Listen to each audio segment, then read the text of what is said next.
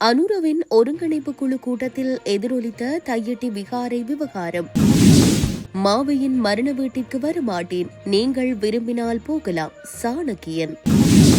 Police விசாரணையில் அர்ஜுனாவுடன் சேர்ந்திருக்கும் பெண். தொடர்பென விரிவான செய்திகள். யாழ் மாவட்ட மற்றும் தெல்லிப்பளை பிரதேச ஒருங்கிணைப்பு குழு கூட்டங்களின் தீர்மானங்களை புறம்தள்ளி தையிட்டியில் நிர்மாணிக்கப்பட்ட விகாரை அகற்றப்பட வேண்டும் என நாடாளுமன்ற உறுப்பினர் கஜேந்திரகுமார் பொன்னம்பலம் தெரிவித்தார். யாழ் மாவட்ட செயலகத்தில் ஜனாதிபதி அனுரகுமார திசாநாயக்க தலைமையில் இடம்பெற்ற ஒருங்கிணைப்பு குழு கூட்டத்தில் கலந்து கொண்ட போதே அவர் இதனை குறிப்பிட்டார். அதன்போது தையிட்டி விகாரை அமைந்துள்ள பகுதியில் உள்ள தனியாருக்கு அருகிலுள்ள விகாரை காணிகளை வழங்குவதற்கு அல்லது அவர்களுக்கு நஷ்டஈடு வழங்குவதற்கு நடவடிக்கை எடுக்க முடியும் என வடமாகாண ஆளுநர் தெரிவித்தார். ஆளுநர் கூறிய விடயத்திற்கு ஜனாதிபதியும் செவிசாய்த்ததுடன் அதனை நாடாளுமன்ற உறுப்பினர் அர்ஜுனா ராமநாதனும் ஏற்றுக்கொண்டார். இருந்தபோதிலும் சட்டவிரோதமான முறையில் மதில் கட்டினாலே அகற்ற சட்டம் இருக்கையில் சட்டவிரோதமான முறையில் ஒருங்கிணைப்பு குழு தீர்மானங்களையும் மீறி அடாத்தாக கட்டப்பட்ட விகாரை அகற்றப்பட வேண்டும் என்றும் அது எந்த விதத்திலும் இன நல்லிணக்கத்திற்கோ மாற்றத்திற்கோ ஏற்றதல்ல எனவும் நாடாளுமன்ற உறுப்பினர் கஜேந்திரகுமார் சுட்டிக்காட்டினார்.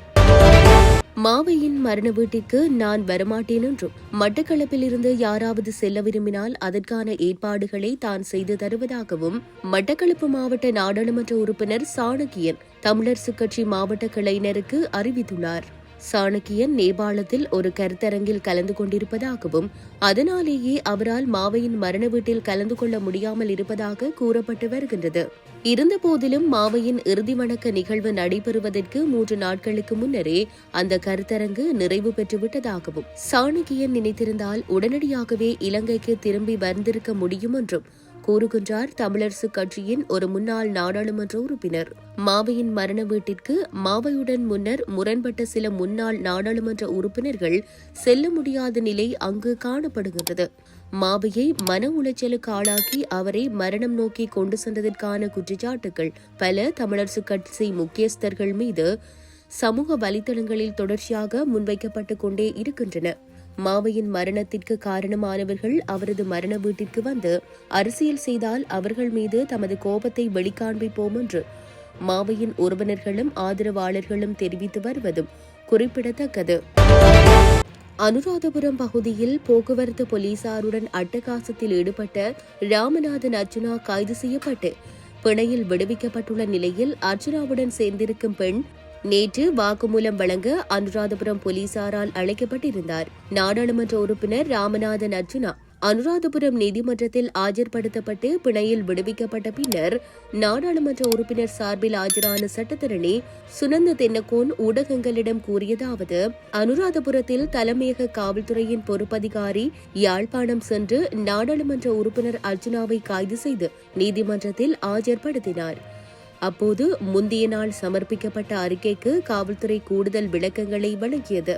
வீதியில் பயணித்துக் கொண்டிருந்த போதுதான் இந்த சம்பவம் நடந்ததாக போலீசார் தெரிவித்தனர். மேலும் விசாரணைகள் நடத்தப்படுகிறதா என்று நீதவான் போலீசாரிடம் கேட்டார். அப்போது தகவல் அளித்த காவல்துறை அதிகாரிகள் நாடாளுமன்ற உறுப்பினரின் வாகனத்தில் இருந்த ஒரு பெண்ணின் தகவலை பதிவு செய்ய வேண்டும் என்று கூறினர்.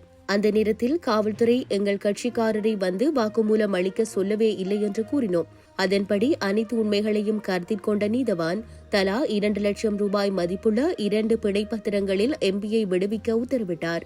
அதன்படி சம்பந்தப்பட்ட பெண் அனுராதபுரம் போலீஸ் தலைமையகத்திற்கு சென்று வாக்குமூலம் அளிக்க உள்ளார். எனது கட்சிக்காரர் ஆரம்பத்திலிருந்தே இந்த விசாரணைகளில் காவல்துறைக்கு ஆதரவு அளித்தனர். ஆனால் போலீசார் உதவி வழங்கவில்லை என்று கூறுகிறார்கள்.